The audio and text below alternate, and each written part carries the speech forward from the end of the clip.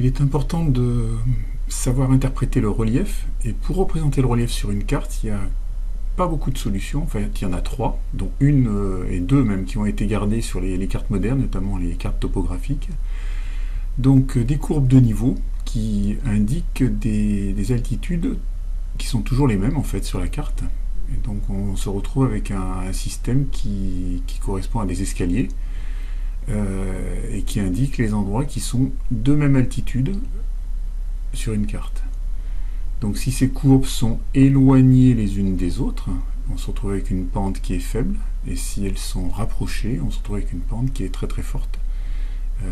S'il y a un escarpement, les courbes vont carrément se toucher, voire même se chevaucher, ce qui donnera un trait noir et correspond à une falaise. La deuxième solution, c'est de faire un système d'ombrage. Donc cette solution a été gardée sur la carte IGN. Elle correspond d'ailleurs à un emplacement du soleil qui est complètement fictif et qui ne peut pas exister, du style nord-ouest par exemple. Ça n'existe nulle part, ça. Mais ça permet une bonne lisibilité. On devine bien qu'ici, il y a une montagne. Donc ça donne du relief en fait. La représentation en courbe de niveau demande plus de lecture, plus d'habitude et un apprentissage. Alors ça c'est une photogrammétrie aérienne, c'est-à-dire qu'on a une photo aérienne et sur cette photo on a rajouté les courbes de niveau. C'est un bon support pour créer une carte d'ailleurs. Donc on peut s'amuser à utiliser un scan, donc une photo, du photo aérienne, style celles qui sont disponibles sur Géoportail, et puis ensuite de dessiner les courbes de niveau dessus. Ça permet de faire un bon départ, parce qu'ensuite on a les éléments matériels qui sont pour la plupart invisibles. Donc ce que je disais tout à l'heure, les courbes de niveau sont éloignées, on a une pente qui est faible, les courbes de niveau sont resserrées, et on a une pente qui est importante. Sur certaines cartes, et notamment sur toutes les régions de montagne, on a la possibilité d'afficher une courbe qui est colorée en fonction de la pente de la pente moyenne. Ça permet d'être un petit peu plus efficace pour prévenir les avalanches, notamment les endroits où il y a des secteurs qui sont très raides. Donc voilà. Après, il faut apprendre à lire, c'est-à-dire que en regardant une carte, savoir quelle est la raideur effective du terrain, c'est pas toujours évident. On a tendance à sous-estimer la raideur. On se dit oh c'est bon, ça va le faire, et puis finalement non, c'est très très raide sur le terrain. Donc on passe d'une représentation en 3D à une représentation, quand on prend sur le dessus, en 2D.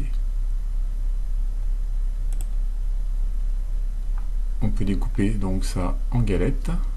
Équidistance, c'est la distance, la différence d'altitude qu'il y a entre deux courbes de même niveau. Sur les cartes IGN en plaine, elle est en général de 5 mètres, et en montagne, elle est plus importante. Donc, il est nécessaire de lire la cartouche de la carte. En général, c'est 10 mètres.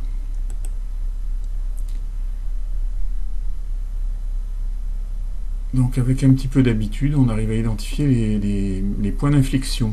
Il y a les éléments qui sont géométriquement intéressants et qu'on va pouvoir identifier facilement sur le terrain. Donc on a les abrupts, les escarpements rocheux, ou les falaises, si ça se retrouve en bord de mer, sommet, col, une avancée ou une crête, dépression, terrasse ou une épaule pour un alpiniste, un rentrant ou une carrière, talweg. Talweg, c'est une ravine quand on est dans les Antilles. Ça peut être un canyon. Voilà, on se retrouve avec des termes qui permettent de bien comprendre. Les petits traits ici qui sont sur la courbe de niveau, s'ils sont dessinés, disent dans quelle direction va l'eau quand elle tombe sur la courbe de niveau. C'est-à-dire si on fait tomber une goutte d'eau sur la courbe de niveau, elle va descendre en suivant le trait. Et donc ça indique que ici c'est une dépression, parce qu'on aurait pu imaginer que c'était un sommet. Voilà, c'est un bon moyen mnémotechnique, c'est je fais pipi sur la courbe de niveau et je regarde dans quelle direction ça coule. J'aurai la plus grande ligne de pente et l'indication du haut et du bas. Voilà, je mettrai quelques petits exercices que vous pouvez tenter de faire, qui vous permettent de vérifier que vous avez bien compris ces éléments d'interprétation du relief.